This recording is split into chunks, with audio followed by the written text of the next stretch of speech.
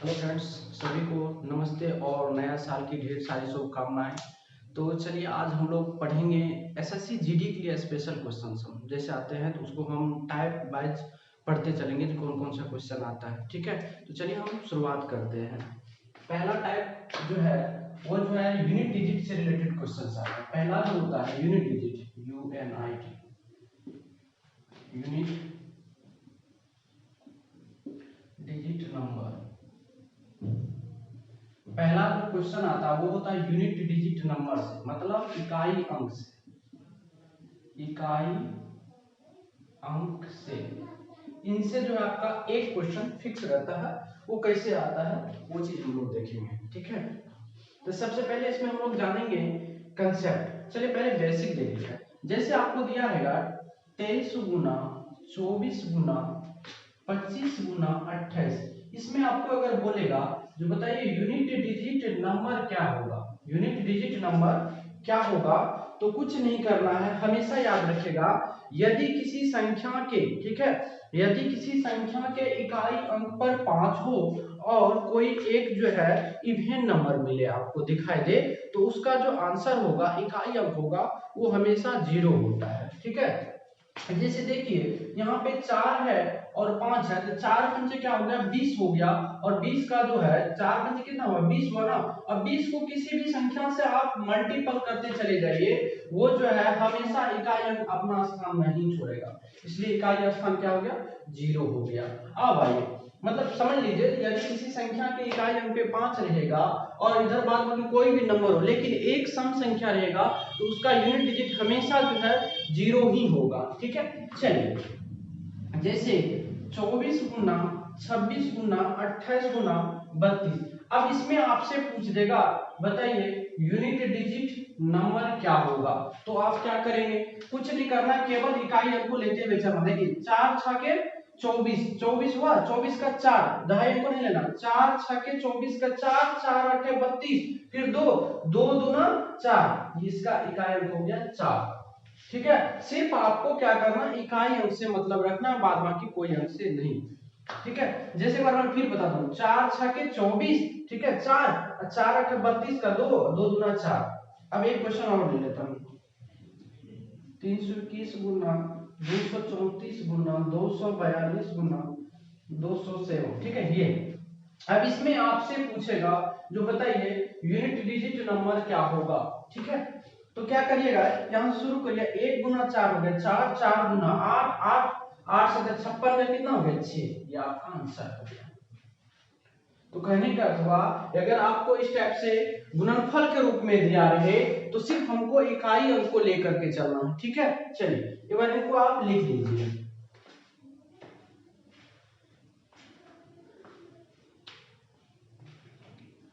चलिए अब इसको मिटा, ये तो एकदम बेसिक रूल था। ठीक है, अब इस पे हम फार्मूला कैसे सेट करेंगे, देखिए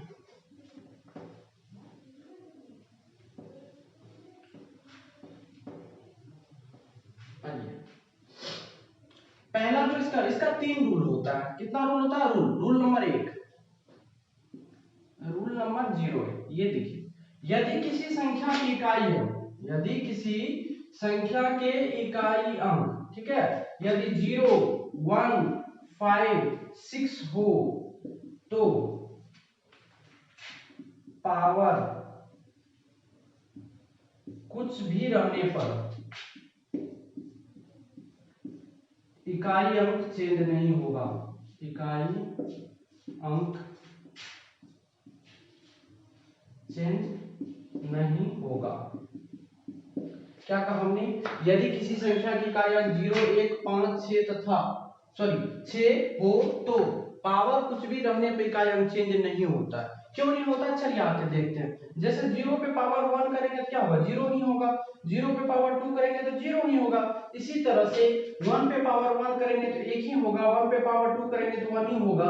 इसी तरह से 5 पे पावर 1 करिएगा तो कितना होगा 5, 5 पे पावर 2 का मतलब कितना 25, 25 का क्या होगा 5 ही हो रहा है। अब जैसे 6 पे पावर 1 का मतलब 6 ही होता है, 6 पे पावर 2 का मतलब कितना होगा 6 36, 36 क्या होगा 6 हो गया। मतलब कहने का अर्थ हुआ यदि किसी संख्या के इकाई अंक 0, 1, 5 तथा 6 हो तो पावर कुछ भी रहने पर वह जो है चेंज नहीं होता है। ठीक है, अब इसमें क्वेश्चन आपसे कैसे करेगा, देखिए क्वेश्चन आएगा आपको जैसे 121 पे पावर 2023, इसका आप यूनिट डिजिट नंबर बताइए।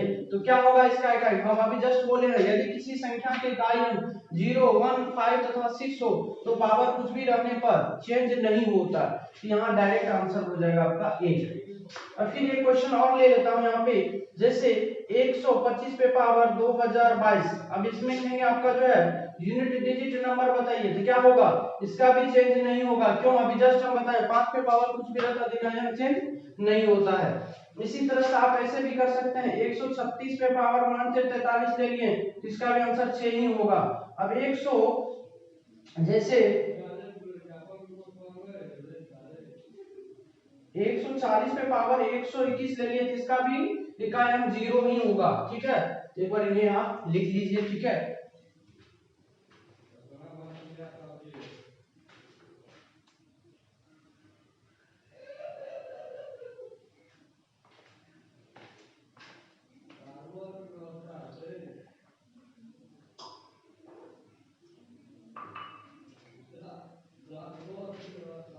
ठीक है, ये लिख लिए होंगे। चलिए अब रूल नंबर 2 की ओर चलेंगे। जब तक इसको पूरा क्लियर नहीं करेंगे तब तक आपका जो बनेगा नहीं।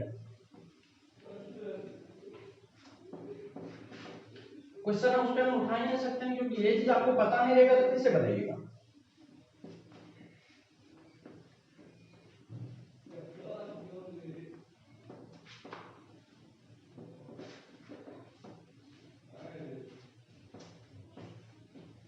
रूल नंबर 2 कहता है, रूल नंबर दो कहता है आपका यदि किसी संख्या के इकाई अंक पे, ठीक है, यदि किसी संख्या के जो है इकाई अंक, क्या इकाई अंक 4 या 9 हो, क्या हो 4 या 9 हो, यदि किसी संख्या की इकाई अंक 4 या 9 हो और तो पावर को देखेंगे, किसको, पावर सम या पावर क्या हो विषम।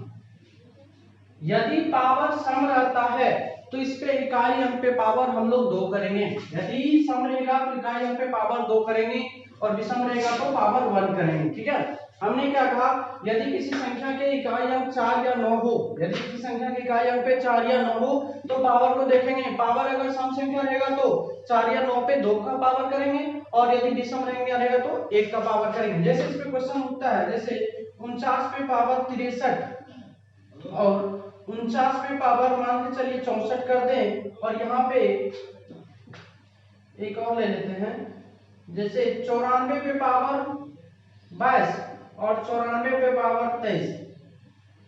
अब ये 4 क्वेश्चन हम लोग के पास में है। तभी हमने क्या कहा आपको, यदि किसी संख्या के इकाई अंक पे 4 हो या 9 हो, 4 हो या 9 हो तो क्या करेंगे, पावर को देखेंगे। पावर सम संख्या रहेगा तो 2 करेंगे, विषम रहेगा तो 1 करेंगे। यहाँ देखिए पावर विषम संख्या है तो 9 पे पावर 2 का मतलब कितना हुआ 81 और 81 का हो गया आपका 1। यहाँ देखेंगे पावर क्या है, सॉरी यहाँ विषम है ना तो 1 ही करेंगे। तो पावर विषम है तो 9 पे पावर 1 करेंगे, यहाँ हो जाएगा 9। और यहाँ देखेंगे आप पावर क्या है सम संख्या तो 9 पे पावर 2 करेंगे, मतलब 9 81, 81 का 1 हो गया। और यहाँ ये 4 पे पावर क्या है सम संख्या है तो 4 पे पावर 2 करेंगे, 4 चौक 16 का 6 हो गया। और यहाँ पे विषम संख्या है तो 4 पे पावर 1 करेंगे यानी 4 हो गया।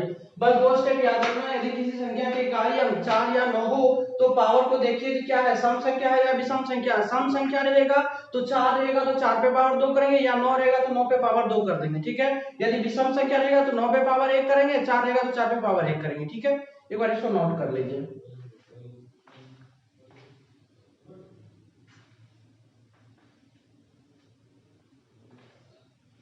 चलिए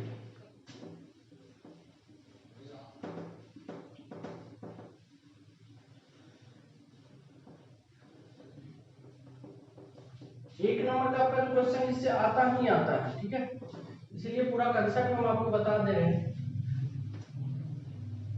उसके बाद हम क्वेश्चंस भी करेंगे। ठीक है, जैसे अब रूल नंबर 3 पे चलते हैं हम लोग। ठीक है, रूल नंबर 3 क्या कहता है, यदि किसी संख्या की इकाई अंक 2, 3, 7, 8 यदि किसी संख्या के इकाई अंक अगर 2, 3, 7, 8 रहता है तो क्या करते हैं हम, पावर के अंतिम दो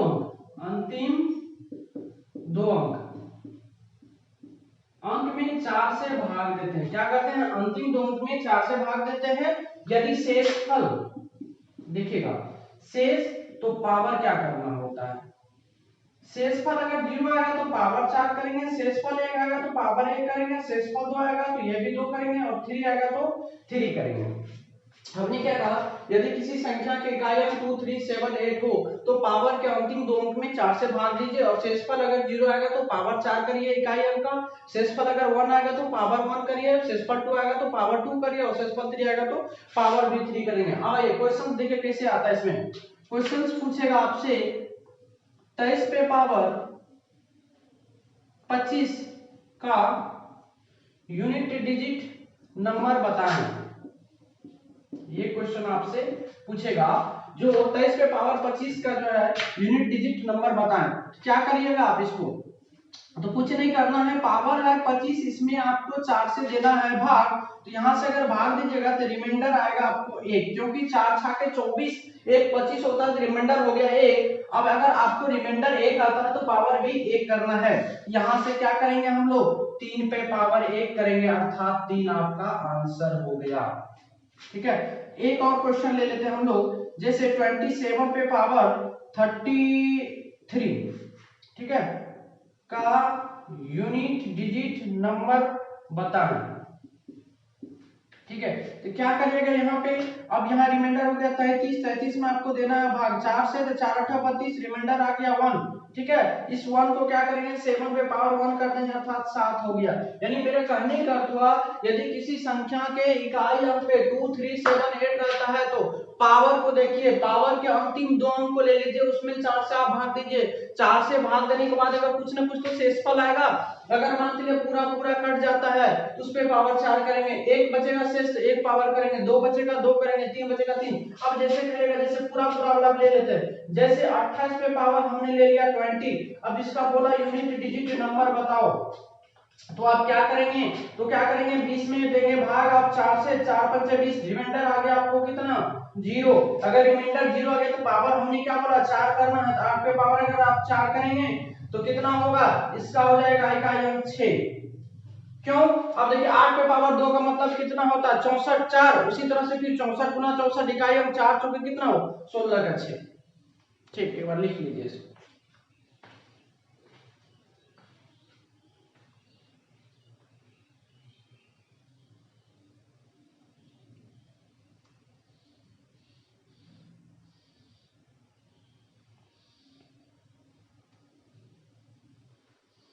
चलिए लिख लिए होंगे, आपको इस टाइप से आप क्वेश्चन बन जाएगा। अब यूनिट डिजिट का जो भी क्वेश्चन आएगा मेरे ख्याल से बन जाना चाहिए, आपको यही रूल लगाना है। ठीक है, अब इसको क्या करेगा, कभी जोड़ में दे देगा, कभी गुणा में दे देगा, कभी भाग में दे देगा, तो उससे कोई तरह का टेंशन लेना नहीं है। ठीक है, चलिए अब हम लोग थोड़ा सा देखते हैं दूसरा टॉपिक। इससे पहले वाले वीडियो में हमने बता दिया था आपको साधारण ब्याज और चक्रवृद्धि ब्याज वाला। ठीक है, आज हम लोग थोड़ा सा पढ़ेंगे लाभ और हानि के केस में। ठीक है, इसमें लाभ और हानि से भी क्वेश्चंस आता है, 1 नंबर का वो क्वेश्चन फिक्स आएगा ही आएगा।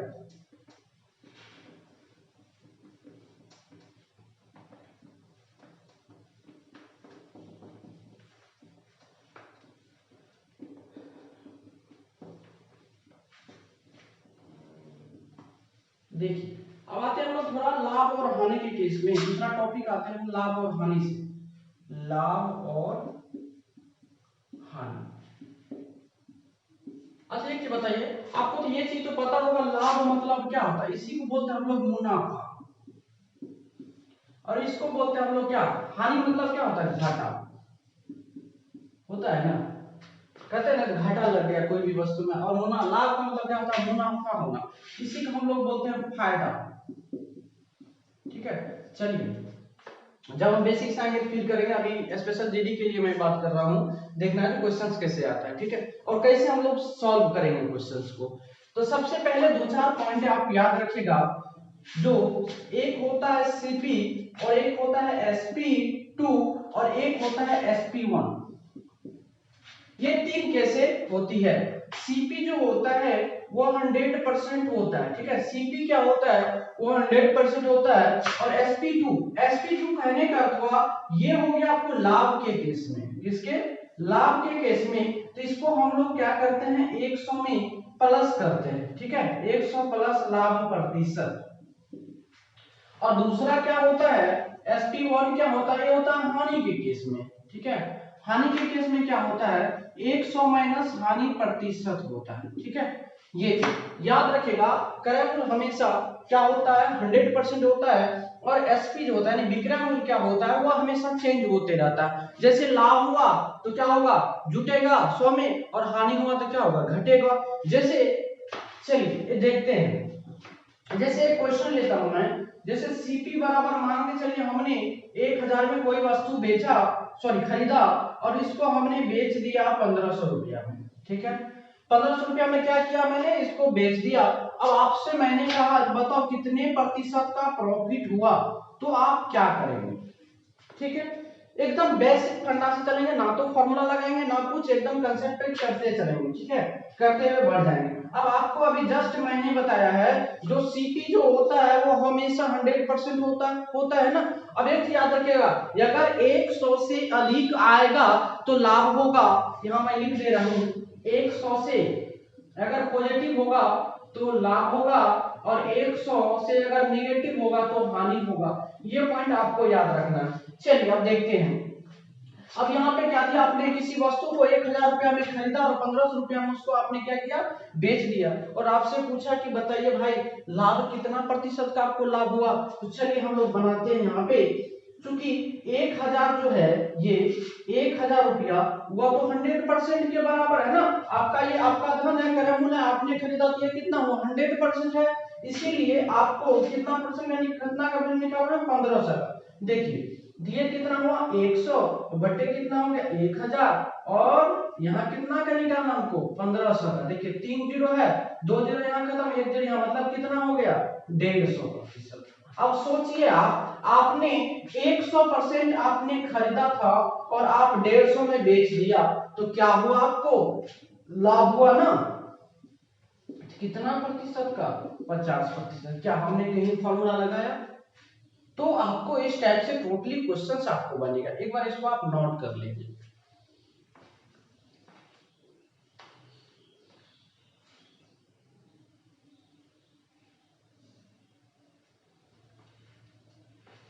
चलिए नोट कर लिया हमने, एक बार इसको मिटा देते हैं।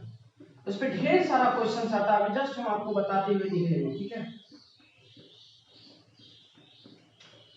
पर कंसेप्ट सीख लीजिए, फिर आपको क्वेश्चंस भी हम कराएंगे टू जेड।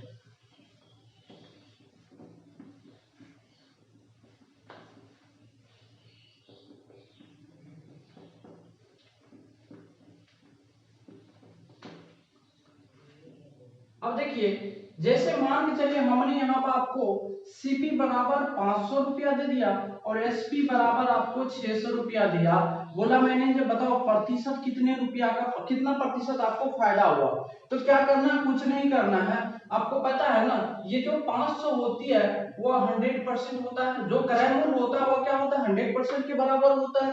तो 600 कितना प्रतिशत के बराबर होगा, अभी हमने जस्ट आपको बताया है। क्या करने के लिए 100 बट्टे 500 गुना क्या 600 करेंगे आप, 2 जीरो खत्म हो गया, 5 से काटेंगे, ये हो गया 20, 20 का कितना हुआ 120%। अब आप ही बताओ, आपके पास धन था 100%, अब हो गया 120%, तो क्या प्रॉफिट हुआ ना, कितना प्रतिशत का 20% का। अभी जस्ट मैंने बताया, अगर 100 से अधिक आएगा तो लाभ होगा, और 100 से कम आएगा तो क्या होगा, हानि होगा ना।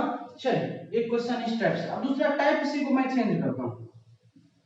अब जैसे मैंने सीपी ले लिया 500 रुपया, प्रॉफिट ले लिया 20%। अब आपको बताना है जो एसपी क्या होगा। आपने किसी वस्तु को 500 रुपया में खरीद कर लाया और उस पर 20% का क्या किया, लाभ लेना चाहते हैं और उसको बेचना चाहते हैं, तो बताइए आप कितना में बेचेंगे उस वस्तु को। चलिए सीखते हैं। अभी हमने आपको क्या बताया, जो क्रय मूल्य होता है वो 100%, मतलब 100%, ये जो क्रय मूल्य दिया ये तो 100% है। अब आपको 20% लाभ चाहिए, मतलब ये जो 500 है वो आपका 100% धन है, उस पे 20% का लाभ चाहिए, मतलब आप उस वस्तु पर 120% में लेना चाहते हैं। तो क्या होगा, ये 500 बटे कितना 100 गुना क्या करेंगे आप 120, 2 जीरो खत्म, यानी 12×5 = 60, यानी उस वस्तु को जब आप 600 रुपया में बेचेंगे तो आपको 20% का क्या होगा, प्रॉफिट होगा। आया होगा समझ में। चलिए अब से एक और क्वेश्चन हमने उठाता है, ठीक है। जैसे मैं सीपी बराबर ले लिया 500 और एसपी बराबर ले लिया 400, ठीक है। अब बताइए आप 500 में कोई वस्तु को खरीदते हैं और 400 में उस वस्तु को आप बेच देते हैं, तो क्या होगा, हानि होगा ना, यानी लॉस का प्रतिशत आपको चाहिए। तो आपको क्या करना है, कुछ नहीं करना, सेम मेथड से ये जो 500 दिया हुआ ये तो आपका 100% है ना। 500 जो दिया वो 100% है, हमको निकालना कितना है 400। तो देखिए यहाँ से क्या होगा 100 बटे 500 गुना कितना हो जाएगा 400, 2 जीरो खत्म, 5 से काटेगा ये 80 होगा। अब आप ही बताओ, पहले आपके पास धन था 100%, अब हो गया 80%, क्या लाभ हुआ या हानि, हानि हुआ ना। तो कितना हानि हुआ, तो 100 से कितना कम है ये, यानी लॉस बराबर 100 माइनस 80 यानी 20% का आपको क्या हो गया, लॉस हो गया। आया होगा समझ में। तो एक बार इसको नोट करिए, ठीक है। तब तक मैं यहाँ क्वेश्चन चेंज कर देता हूँ। तो इस तरीका से आप एकदम आसान तरीका से क्वेश्चंस को बना सकते हैं, एकदम बेसिक तरीका है जिसमें कोई फॉर्मूला की झंझट ही नहीं है, ठीक है। जहां टेंशन है तो चलिए हमको फॉर्मूला याद नहीं, अब कैसे बनाएंगे, फॉर्मूला तो रटना ही नहीं है आपको। चलिए क्वेश्चंस मैं दे रहा हूं, जस्ट देखिएगा, वो भी पूछा हुआ क्वेश्चन एसएससी जीडी में।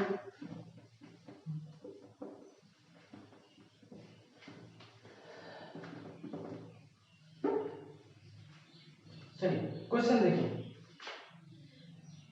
क्वेश्चन है, यदि कोई व्यक्ति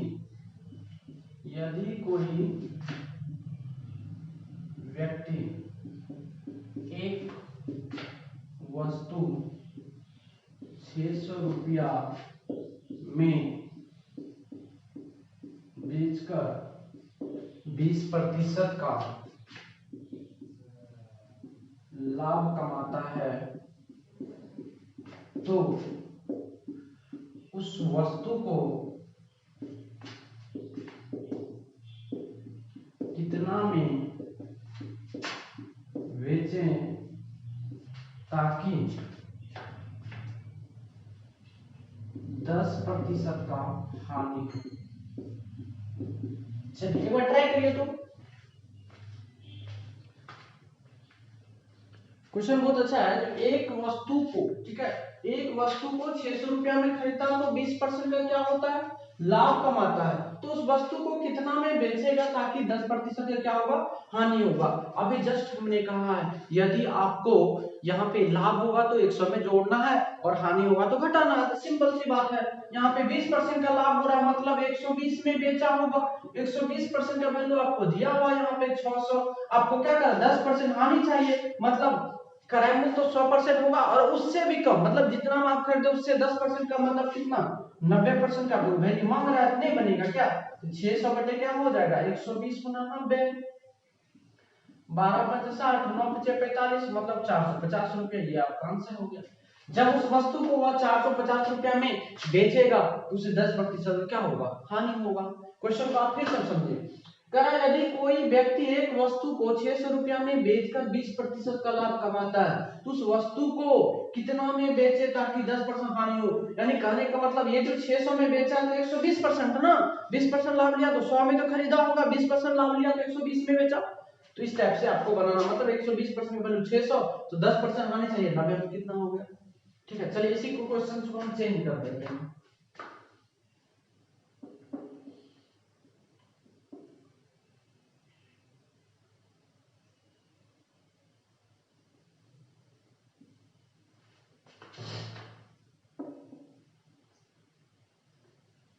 चलिए अब ये क्वेश्चन देखिए, सेम क्वेश्चन आपको है। अब यहाँ पे क्या बोला, यदि कोई व्यक्ति एक वस्तु को 72 रुपया में बेचकर 20% का लाभ कमाता है तो वस्तु को कितना में बेचे ताकि 30% का हानि हो। तो कुछ नहीं करना है, सीधी सी बात है, 20% मतलब 120 का वैल्यू कितना दिया है 7200, एक का वैल्यू कितना होगा 12 छके 72, 60। तो आपको चाहिए कितना 30% लॉस, मतलब कितना में 70 में। तो कितना होगा 70 गुना 60, 60 छके 4200 रुपया।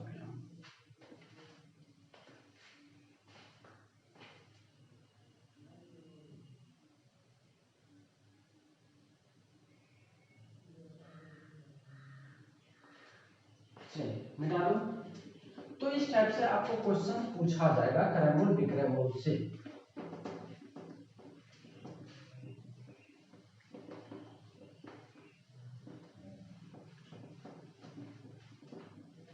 और सारा है तो उसको हम लोग जो है एक बार कल फिर से पुनः एक बार इसी पे ठीक है क्वेश्चंस के साथ हम लोग करेंगे।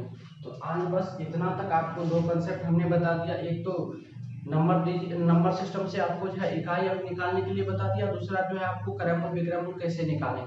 ठीक है, तो आज बस